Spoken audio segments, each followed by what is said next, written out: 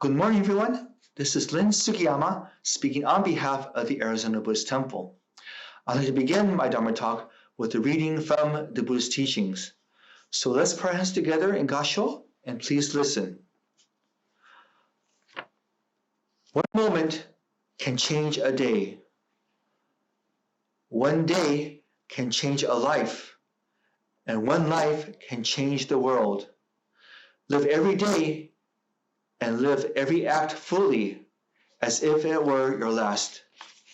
Please join me in Gassho. Namo Amida Butsu, Namo Amida Butsu, Namandabs, Namandabs. I want to wish all of you a Happy New Year. I hope all of you have a safe and wonderful 2022. I was hoping that this year that we'd be able to meet at the Arizona Buddhist Temple in person, but unfortunately, due to the coronavirus, due to the Omicron variant, is still making many people sick. And so we decided that we must continue having our temple closed for right now, and that we avoid large crowds, and that we stay healthy for everybody in the long run. And so I want to thank Reverend Gibbs, Michael Sensei, and Von Sensei for always giving their Dharma talks, and that we enjoy listening to the Buddhist teachings together. And so I want to thank all of you for your support that you give to the Buddhist temple. You know, this year, 2022, this is the year of the tiger. And so for all the babies who are born during this year of 2022, they are born during the year of the tiger. Also, according to the Chinese zodiac, the year of the tiger, it goes into 12-year cycles. And so if you're born in 2010 or 1998 or 1986, you are born in the year of the tiger. And so there are many famous persons who are born during the year of the tiger. They include the Queen Elizabeth from Great Britain, and Whoopi Goldberg, Tom Cruise, and also the philosopher Karl Marx. They are all born during the year of the tiger. And so the year of the tiger, everyone has good company. So when you go to a Chinese restaurant, it tells you the traits of the persons that are born during the year of that certain animal. And so for the year of the tiger, the personality traits are being brave, being competitive, but also the person may be stubborn, or they may be excessive, impulsive, or greedy. And so these traits, they're not binding, they're not going to be with the person forever. And I think that, these traits, they're shared with many, many people from across the years of the animals. And so I think they're just kind of fun habits or traits to read for the year of the tiger. So being that this is for the tiger, I want to share with you a very famous Buddhist story that I learned when I was a child growing up. And so the story goes that a long time ago, once upon a time, there was a man, and he was traveling down this path through the forest. And on this path, he encountered this big, huge tiger. And so the tiger gave chase to the man. He wants to catch him and eat him. And so the man is scared, and he's running through for his life on this path to the forest. But then this path, it comes to this edge of a cliff. And so the man is not sure what to do, but as he's looking at the cliff, he sees that there's this big vine that he's able to climb down. And so just in a good time, he's going down this vine, and he is away from the tiger, but he sees that the tiger is still roaming around at the edge of the cliff. So he's not sure what to do, and as he's looking down at the bottom of the cliff, he sees the ground, but then on the ground, he sees that there's another tiger, and he's looking up, licking his chops, looking at the man above.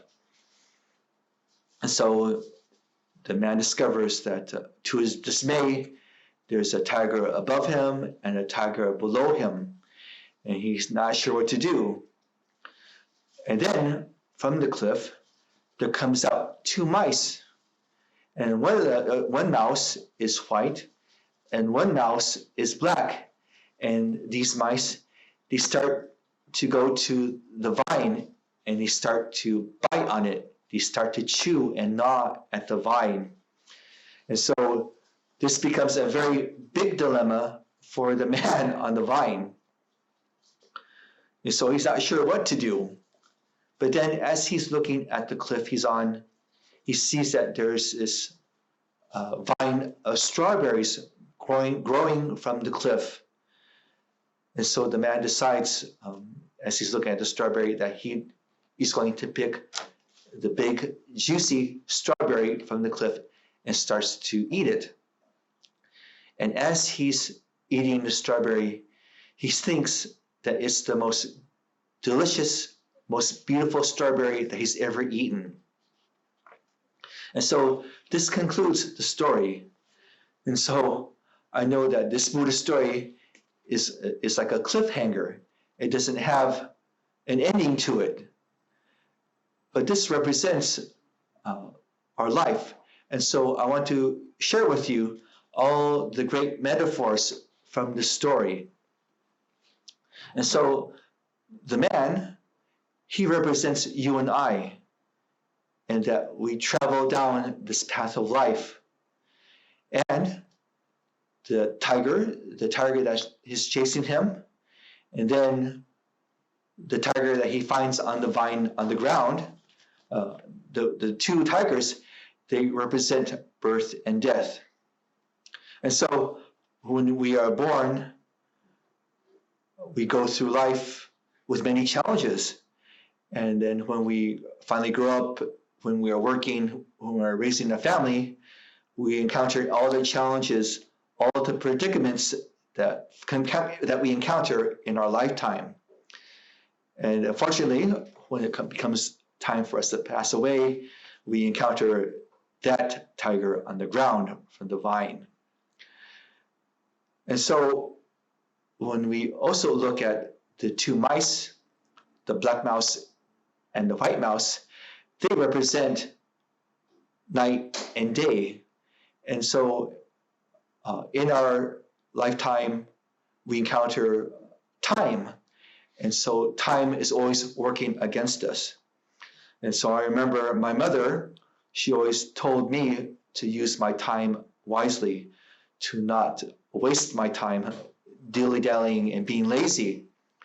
And so these two mice, to me, represent time, and that sometimes being lazy, that vine gets gnawed even further by the two mice, night and day.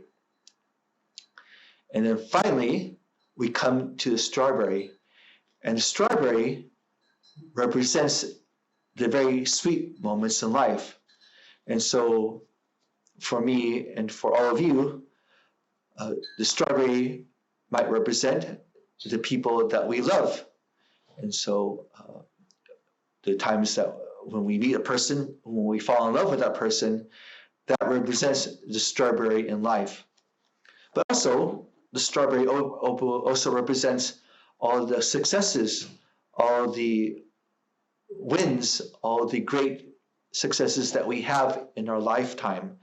And so all our family, all our friends, all our accomplishments, all that is represented by the strawberry. And so what does this all mean?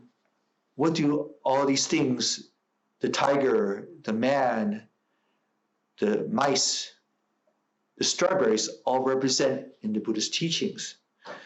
And so I think that the story is incomplete because our life is incomplete that we live right now. And so every day adds a chapter, adds a story to our book of life. And so the vine and the mice represent each page, each chapter that we add to our life as we go on through this life that we live. And so also from the story, it teaches us that we need to live our life fully. So we encounter the many challenges, all the predicaments, like the man on the vine, but that makes us become more aware of who we are. And so Buddhism, we say that Buddhism is a religion of awareness, to be aware of ourselves and to be aware of others and our environment. And so we say that life is a bumpy road, that life is what we call in Sanskrit dukkha, that is filled with dis-ease, with discomfort. And so, like the time that we live now, in this time of the coronavirus, we see the unpredictability of life. We see the many people who get sick, but we also see the many people who are helping those who are ill and to help those in need. And that is what makes life beautiful, is to see all these interactions of people, of life, of trying to help people from the situation that they're in. And so I hope that all of us are able to share our stories with one another, just like this man who's on the vine. You know, the other thing that I think Buddhism teaches us, especially the teachings of Shin Buddhism and what Shinran Shonin taught us, is to live a life of gratitude. So one man cannot be an island by himself, and that we are always in gratitude for the people that we love, our parents, our loved ones, and also that we're able to share that life with our friends. And so when we have all these things together, this awareness leads to gratitude, and to have gratitude again for the people that we share our life with. So no matter what our situation is, we need to be grateful that we have this life that we live.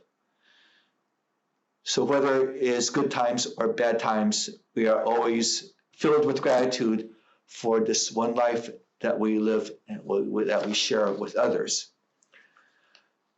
So when I think about the quote that I read, that we often have this one moment in life, and that we have a day, and that day leads to all the inconceivable encounters that we have in our life, that this life can change the world.